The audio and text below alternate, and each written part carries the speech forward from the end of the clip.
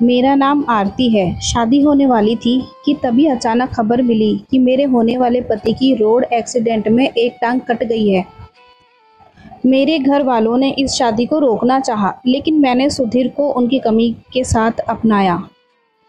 उनसे शादी की, लेकिन ये मेरी ज़िंदगी की सबसे बड़ी गलती साबित हुई, क्योंकि शादी के बाद सुधीर ने मेरे साथ जो किया उससे मेरे रोंगटे खड़े हो गए। सचमुच पुरुष को बदलते देर नहीं लगती। ये वही सुधीर था जिसे मैंने हर हाल में स्वीकार किया। चाहती तो इनकार कर सकती थी, पर मेरे अंतर्मन को गवारा ना था। इंगेजमेंट के 1 महीने बाद सुधीर का एक पैर एक्सीडेंट में कट गया। भावी ससुर ने संदेश भिजवाया कि क्या मैं सुधीर को इस स्थिति में भी शादी करने के लिए तैयार हूँ। पापा दुविधा में थे। लड़की की सरकारी नौकरी थी, देखने सुनने में खूबसूरत था। अब नियति को क्या कहें। पैर कटने को लिखा था सो कट गया। फिर भी मुझ पर उन्होंने जोर नहीं डाला। मुझे अपने तरीके से फैसले लेने की छूट दे रखी थी। दुविधा में तो मैं भी थी, जिससे मेरी शादी होने वाली थी। कल तक तो वह ठीक था, आज उसमें ऐब आ गया था। तो क्या उसका साथ छोड़ना उचित होगा? कल मुझे भी शादी के बाद कोई ऐब आ जाए और सुधीर मुझे छोड़ दे तब? मैं दुविधा से उबरी और मन को पक्का कर सुधीर से शादी के लिए हाँ कर दी। शादी के कुछ साल आराम से कटे। सुधीर ने कृत्रिम पैर लगवा लिया था। इस तरह वे कहीं भी आने जाने में समर्थ हो गया था। मुझे अच्छा लगा कि चलो सुधीर के मन से हीन भावना निकल जाएगी कि वे अक्षम है। 5 साल गुजर गए। काफी इलाज के बाद भी मैं मां न बन सकी तो मैं गहरे अवसाद में डूब गई। कहने को भले ही सुधीर ने कह दिया कि उसे बाप न बन पाने का जरा भी मलाल नहीं है, लेकिन मैंने उसके चेहरे पर उसकी पीड़ा का एहसास किया, जो बातों बातों में अक्सर उभर कर सामने आ जाती थी। एक दिन मुझसे रहा न गया। कह बैठी, अगर एतराज ना हो तो एक सलाह दूं? क्या? क्यों ना हम एक बच्चा गोद ले लें? ये सुनकर सुधीर उखड़ गया। मुझे अपना बच्चा ही चाहिए, वे शायद ही संभव हो, मैंने दबी आवाज में कहा। बिना कोई जवाब दिए सुधीर वहां से चला गया। मेरा मन रिक्त हो गया। ये भी कोई तरीका है अपने नजरिया रखने का? सुधीर की यही बात मुझे अच्छी नहीं लगी। वे मिल बैठकर कोई सार्थक हल निकालने की जगह वो दकियानूसी व्यवस्था से चिपका रहना चाहता था। मैंने महसूस किया कि सुधीर में पहले वाली बात नहीं रही। वे मुझसे कम ही बोलता, देर रात टीवी देखता या फिर देर से घर लौटता। मैं पूछती तो यही कहता, अकेले घर काटने को दौड़ता है। अकेले कहाँ हो तुम? क्या मैं तुम्हारे लिए कुछ नहीं रही? सुधीर टाल जाता। मेरी त्योरियां चढ़ जाती। तुम्हें शर्म नहीं आती जो पत्नी को अकेला छोड़कर देर रात घर आते हो? शर्म तुम्हें आनी चाहिए जो मुझे वंश चलाने के लिए एक बच्चा भी न दे सकी। सुनकर मैं रुआसा हो गई। एक औरत सिर्फ बच्चा जनने के लिए ब्याह कर लाई जाती है? क्या वह सिर्फ जरूरत की वस्तु होती है? जरूरतों की कसौटी पर खरी उतरी तो ठीक, नहीं तो फेर लिया मुंह। बहरहाल अपने आंसुओं पर मैंने नियंत्रण रखा, की कोशिश की कि अपनी कमजोरियों को ना जाहिर होने दूं। मैं तुम्हारी बीवी हूँ, मुझे पूरा हक है ये जानने का कि तुम देर रात तक क्या करते हो। अच्छा तो अब समझा। सुधीर के चेहरे पर व्यंग्य के भाव तिराए। तुम्हें जलन हो रही है कि मैंने कहीं दूसरी ना रख ली हो? रख सकते हैं आप, ये कोई नई बात नहीं होगी मेरे लिए। तो क्यों पूछताछ करती हो? सोच लो कि मैंने रख ली। भले ही ये कथन झूठा हो तो भी इसमें सुधीर की मंशा समझ में तो आ ही रही थी। वे चला गया, पर एक ऐसा दंश देकर गया जिसकी पीड़ा का शूल मेरे अंतर मन को देर तक भेदता रहा। अकेले में सुबकने लगी, कैसे कोई पुरुष इतना बदल सकता है? 5 साल जिसके साथ सुख दुख साझा किया, वह एकाएक कैसे निर्मोही हो सकता है? लाख कोशिशों के बाद भी मैं इस सवाल का जवाब ना ढूंढ सकी। किसी तरह मैंने अपने आप को संभाला। आज सुधीर के एक दूर के रिश्ते की मामे की लड़की सुनीता आने वाली थी। बिन माँ बाप की लड़की थी, उसे बीएड करना था। इस लिहाज से तो वो 1 साल रहेगी ही रहेगी। हालांकि सुधीर के माँ बाप नाक मुंह सिकोड़ रहे थे। दीदी बिन बाप की बेटी है, तुम लोग चाहोगे तो अपने पैरों पर खड़ी हो जाएगी, वरना मेरे पास तो कुछ भी नहीं है जिसके बल पर उसका ब्याह कर सकूं। पढ़ाई लिखाई का ही भरोसा है। पढ़ लिख कर कम से कम अपना पेट तो पाल सकेगी। ये कहकर मामी रुआसा हो गई। मेरी सास ने उन्हें ढांढस बंधाया। मेरी सास सुधीर की तरफ मुखातिब हुई। सुधीर, तुम सुनीता को उसका स्कूल दिखा दो। बेटा, यहाँ आने जाने के लिए रिक्शा तो मिल जाता होगा। मामी जी मुंह बनाकर बोली। नहीं मिलेगा तो मैं छोड़ आया करूँगा। सुधीर ने एक नज़र सुनीता पर डाली तो वे मुस्कुरा दिया। यही सब सोचकर आई थी कि यहाँ सुनीता को कोई परेशानी नहीं होगी। तुम सब लोग उसे संभाल लोगे। मामी जी भावुक हो उठी। वे आगे बोली, सुनीता के पापा के जाने के बाद तुम लोगों के सिवा मेरा है ही कौन। रिश्तेदारों ने सहारा न दिया होता तो मैं कब की टूट चुकी होती। ये कहकर वे सुबकने लगी। सुनीता ने उन्हें डांटा। हर जगह अपना रोना लेकर बैठ जाती हो। क्या करूं, मैं अपने आप को रोक नहीं पाती। आज तेरे पापा जिंदा होते तो मुझे इतनी भागदौड़ न करनी होती। आप कोई गैर थोड़े ही हैं जीजी। हम सब सुनीता का वैसा ही ख्याल रखेंगे जैसे आप उसका घर पर रखती हैं। मेरी सास ने तसल्ली दी। वे आंसू पोंछने लगी। 2 दिन रहकर मामी जी बरेली चली गई। सुधीर ने सुनीता को उसका कॉलेज दिखलाया और दाखिला करवा दिया। उसकी ज़रूरतों का सामान खरीदा। निश्चित ही रुपए सुधीर ने खर्च किए होंगे। मुझे कोई एतराज़ न था, मगर इस बहाने वे सुनीता का कुछ ज़्यादा ही ख्याल रखने लगा। उसके खाने पीने से लेके छोटी छोटी ज़रूरतों के लिए भी वे हमेशा मोटरसाइकिल स्टार्ट किए रहता। पत्नी से ज़्यादा गैर को तवज्जो देना मेरे लिए असहनीय था। मेरी सास भी उसी की होकर रह गई थी। न जाने माँ बेटे के बीच क्या चल रहा था। एक दिन मुझसे रहा ना गया तो मैं बोल पड़ी, सुनीता क्या मुझसे ज़्यादा अहमियत रखने लगी है तुम्हारे लिए? तुम अच्छी तरह जानती हो कि वो बिन बाप की बेटी है। सुधीर बोला, तो क्या बाप की भूमिका निभा रहे हो? मैंने व्यंग्य किया। तमीज़ से बात करो। वे उखड़ गया। चिल्लाओ मत। मैं भी अपने स्वर ऊंचा कर लिया। वे संभल गया। आहिस्ता बोला, अब आए रास्ते पर। ये मत समझाना कि तुम कुछ भी करोगे और मैं चुपचाप तमाशा देखती रहूंगी। क्या किया है मैंने? अपने दिल से पूछो। वे अनजान बनने की कोशिश करने लगा। मासूम बनकर सुनीता को बरगलाओ। मुझे नहीं, मैं पुरुषों की नस्ल से वाकिफ हूँ। पिछले 1 हफ्ते से नैपकिन लाने के लिए कह रही हूँ। लाए? मैं भूल गया था। आजकल तो सिर्फ सुनीता की ज़रूरतों के अलावा कुछ याद नहीं रहता तुमको। बार बार उसका नाम मत लो, वरना। सुधीर ने दांत पीसे। बात बढ़ती देखकर कमरे से बाहर निकल गया। कायर पुरुषों की यही पहचान होती है। वे मुंह छिपाकर भागने में ही भलाई समझते हैं। सुधीर अपनी माँ के कमरे में आया। बहुत बदतमीज़ है, मेरी सास बोली।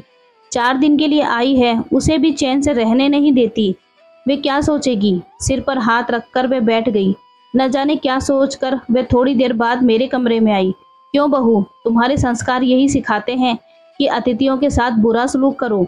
आपका बेटा अपनी पत्नी के साथ क्या कर रहा है? क्या आपने जानने की कोशिश की? क्या कर रहा है, क्या नहीं कर रहा है? कुछ भी तो नहीं छिपा है आपसे। सुनीता को सिर माथे पर बिठाया जा रहा है, वहीं मेरी तरफ ताकने तक की फुर्सत नहीं है किसी के पास। ये तुम्हारा वहम है, हकीकत है माँ जी। हकीकत ही सही, इसके लिए तुम ही जिम्मेदार हो। सुनीता को मैं यहाँ लाई, बेवजह उसे बीच में मत घसीटो। तुम अच्छी तरह जानती हो कि पति पत्नी के बीच रिश्तों की डोर औलाद से मजबूत होती है। तो क्या ये संभावना सुनीता में देखी जा रही है? बेशर्मी कोई तुमसे सीखे। बेशर्म तो आप हैं जो अपने बेटे को शय दे रही हैं। मैं भी कुछ छिपाने के मूड में नहीं थी। ऐसा ही सही, तुम्हें रहना है तो रहो। रहूंगी तो मैं यहीं, देखती हूँ मुझे कोई मेरे हक से कैसे वंचित करता है। अति भावुकता के चलते मेरी रुलाई फूट आई। बिस्तर पर लेटे लेटे सोचने लगी। एक मैं थी जो ये जानते हुए भी सुधीर विकलांग है, उसे अपनाना अपना धर्म समझा। वहीं वो सुधीर मेरे बांझपन को इतना बड़ा विकलांगता समझ रहा है कि मुझसे छुटकारा पाने की सोचने लगा है। इतनी जल्दी बदल सकता है सुधीर? ये वही सुधीर है जिसने सुहागरात वाले दिन मेरे माथे को चूमकर कहा था, ये मेरा सौभाग्य है कि मुझे तुम जैसे विशाल हृदय वाली जीवन संगिनी मिली। मैं तुम्हें यकीन दिलाता हूँ कि कभी अपनी तरफ से तुम्हें शिकायत का मौका नहीं दूंगा। आज सुधीर इतना गिर गया कि उसे रिश्तों की मर्यादाओं का भी ख्याल नहीं रहा। माना कि दूर के रिश्ते की मामे की लड़की है सुनीता, पर जब नाम दे दिया तो उसे निभाने का भी संस्कार हर माँ बाप अपने बच्चे को देते हैं। पता नहीं मेरी सास को क्या हो गया है, कि सब जानते हुए भी अनजान बनी है। पापा की तबीयत ठीक नहीं थी, भैया ने बुलाया तो मायके जाना पड़ा। एक बार सोचा अपनी पीड़ा कहकर मन हल्का कर लूं, पर हिम्मत ना पड़ी। पापा तनावग्रस्त होंगे, पर भाभी की नज़रों से मेरी पीड़ा छिप न सकी। वे एकांत पाकर मुझसे पूछ बैठी। पहले तो मैंने टाल मटोल किया, आखिर कब तक। मेरी हकीकत मेरे आंसुओं ने बेपर्दा कर दी। रात भैया से उन्होंने खुलासा किया। वे क्रोध से भर गए। उनका क्रोध करना वाजिब था। कोई भाई अपनी बहन का दुख नहीं देख सकता। रात ही वे मेरे कमरे में आने वाले थे, पर भाभी ने मना कर दिया। सुबह नाश्ते में उन्होंने सुधीर का जिक्र छेड़ा। तू अब उसके पास नहीं जाएगी। फोन लगा, मैं उस बेहुदे से अभी बात करता हूँ। मैंने किसी तरह उन्हें मनाया। 1 महीना रहकर मैं जब वापस भरे मन से ससुराल जाने लगी तो भाभी मुझे सीने से लगाते हुए बोली, दीदी चिंता की कोई ज़रूरत नहीं, आपके लिए इस घर के दरवाजे हमेशा के लिए खुले हैं। भाभी को माँ का दर्जा यूं ही नहीं दिया गया है। मैं खुद नहीं खाऊंगी, पर आपको भूखा नहीं रखूंगी, ये मेरा वादा है। नहीं पटे तो निसंकोच चली आइएगा। मैं कोशिश करूंगी भाभी की मैं उसे सही रास्ते पर लाऊं। भरे कंठ से मैं बोली, ससुराल में आकर जो दृश्य मैंने देखा तो मेरे पैरों तले ज़मीन खिसक गई। सुनीता की मांग में सिंदूर भरा था, तो क्या सुधीर ने सुनीता से शादी कर ली? सोचकर मैं सिहर गई। मैं तेजी से चलकर अपने कमरे में आई। देखा सुधीर लेटा हुआ था। उसे झंझोड़ कर उठाया। ये मैं क्या देख रही हूँ? सुनीता की शादी कब हुई? कौन है उसका पति? पहले तो सुधीर ने नजरें चुराने की कोशिश की, पर ज्यादा देर तक हकीकत पर पर्दा न डाल सका। बेशर्मों की तरह बोला, तुम जो समझ रही हो वो सच है। सुनीता से तुमने शादी कर ली? हाँ। मेरे रहते हुए तुम्हारी हिम्मत कैसे हुई? तुम इसे चाहे जिस रूप में लो, पर ये अच्छी तरह जानती हो कि मुझे अपना बच्चा चाहिए। मेरी सहमति लेना तुमने मुनासिब नहीं समझा। क्या तुम देती? हो सकता था मैं दे देती। सुनकर सुधीर खुश हो गया। मुझे तुमसे यही उम्मीद थी। ये कहकर जैसे ही सुधीर ने मेरे करीब आ मुझे अपनी बाहों में भरकर प्यार जताने का नाटक दिखाना चाहा, मैंने उसे झटक दिया। मेरे क्रोध की सीमा ना रही। मुझसे न रोते बन रहा था न हंसते। किसी तरह खुद को संभाला।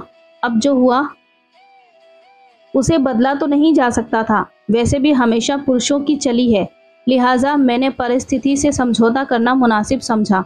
फिर भी सुधीर को औकात बताने से न चूकी।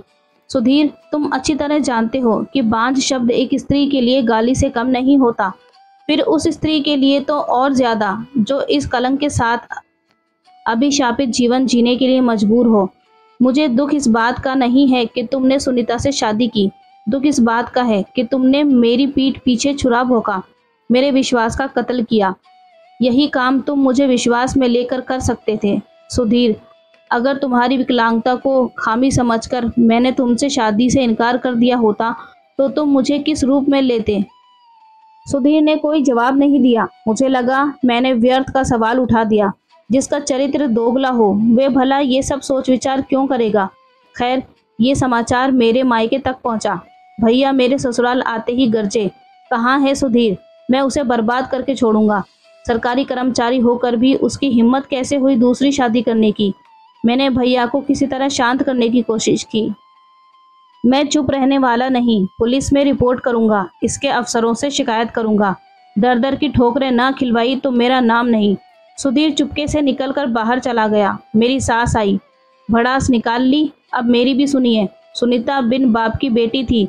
सुधीर ने सिर्फ सहारा दिया है। वो बोली, अपनी बेशर्मी को सहारे का नाम मत दीजिए।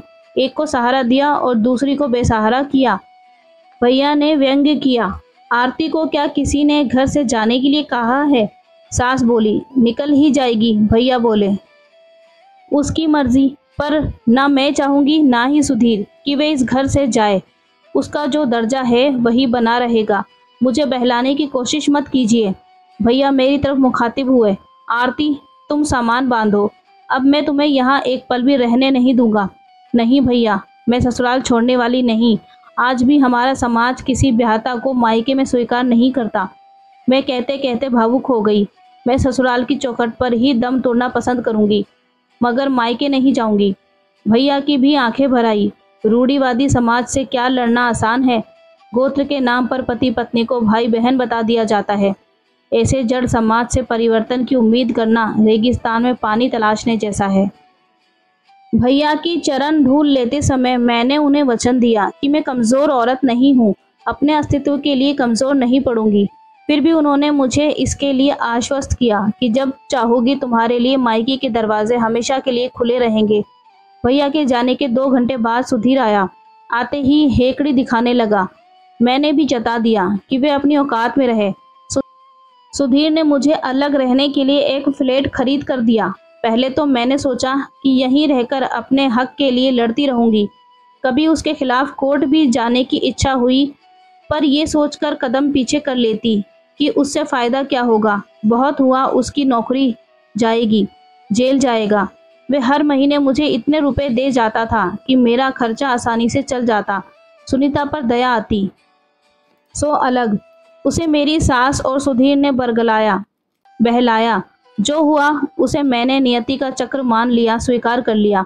मैंने समय काटने के लिए एक स्कूल में नौकरी कर ली। समय धीरे धीरे सरकने लगा। सुनीता से मेरा संबंध सिर्फ महीने के खर्च लेने के अलावा कुछ नहीं रहा।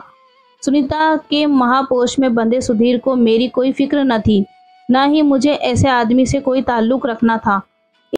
एक दिन उसने बड़े भरे मन से खुलासा किया, मेरे जीवन में बाप बनना ही नहीं लिखा है। जिस स्वर में उसने कहा, मुझे उससे सहानुभूति हो गई। जो भी हो वह मेरा पति है। चाहती तो व्यंग्य बाण से उसका हृदय छलनी कर सकती थी, पर पीछे लौटकर मैं अपने ही जख्मों को कुरेदना नहीं चाहती थी। मेरे जीवन में नियति ने जो कुछ किया वह मिला। अब मैं क्यों बेवजह किसी को कोसूं। फिर भी पूछ बैठी, क्या हुआ? सुनीता के खून में इन्फेक्शन है। डॉक्टर का कहना है कि अगर वे मां बनेगी तो निश्चित ही उसे विकलांग बच्चा पैदा होगा। सुनकर मुझे अफसोस हुआ। सुधीर से ज्यादा दुख सुनीता के लिए हुआ। उस बेचारी का जीवन खराब हुआ। सुधीर ने 2-2 जिंदगियां बर्बाद की। काश वे मेरी बात मानकर किसी अनाथ बच्चे को गोद ले लेता तो हमें बुढ़ापे का सहारा मिल जाता और उस बच्चे का जीवन सुधर जाता। शनाख्त चुप्पी के बाद सुधीर आगे बोला, आरती, किस मुंह से कहूँ? कहने के लिए बचा ही क्या? सुधीर, आखिर कहना क्या चाहते हो? सुधीर के दोहरे चरित्र से तो मैं वाकिफ हो चुकी थी, इसलिए सजग थी। मैंने ज्यादा जोर नहीं डाला। आखिरकार उसे ही कहना पड़ा, क्या हम फिर से एक साथ नहीं रह सकते? ये सुनते ही मेरा पारा 7वें आसमान पर चला गया। जी में आया कि अभी धक्के मारकर घर से बाहर निकाल दूं। मेरा अनुमान सही निकला। सुधीर का दोहरा चरित्र एक बार फिर से जाहिर हो गया। किसी तरह अपनी भावनाओं पर काबू करते हुए मैंने उससे सवाल किया, इस हमदर्दी की वजह? हमदर्दी नहीं, हक। ये सुधीर की बेशर्मी की पराकाष्ठा थी।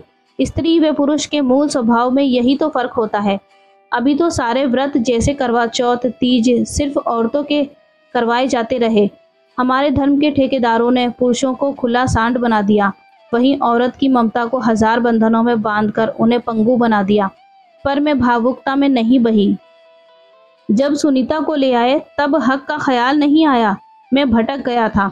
बड़ी मासूमियत से वे बोला, अब गलती सुधारना चाहते हो? वह चुप रहा। मैं उसके चेहरे के पल पल बदलते भावों को बखूबी पढ़ रही थी। व्यर्थ बहस पढ़ने से अच्छा मुझे सब कुछ जानना उचित लगा। वो बोला, मैं चाहता हूँ कि तुम टेस्ट ट्यूब तकनीक से माँ बन जाओ। मुझे हंसी सूझी, साथ में रंज भी हुआ। वह हत प्रत मुझे देखने लगा। तीसरी शादी कर लो, मेरी राय में ये ठीक रहेगा। आरती, मुझे माफ कर दो। मैंने तुम्हारे साथ बहुत नाइंसाफी की है। माफ कर दिया तो क्या? तुम? उसका चेहरा खिल गया। जैसा तुम सोच रहे हो वैसा कुछ नहीं होने वाला। अच्छा होगा तुम मुझे मेरे हाल पर छोड़ दो। तमाम कोशिशों के बाद भी जब उसकी दाल नहीं गली तो भरे कदमों से चलकर फाटक की तरफ बढ़ा। मुझसे रहा ना गया। अपने मन की बात कह दी। सुधीर, सौतन लाकर तुमने पत्नी के अस्तित्व को गाली दी है। तुम्हारे बाप बनने की हसरत कभी पूरी नहीं होगी। उसके जाते ही बिस्तर पर पड़कर मैं फूट फूट कर रोने लगी। आई होप ये कहानी आपको पसंद आई होगी। वीडियो को लाइक करें, चैनल को सब्सक्राइब करें। Thanks for watching.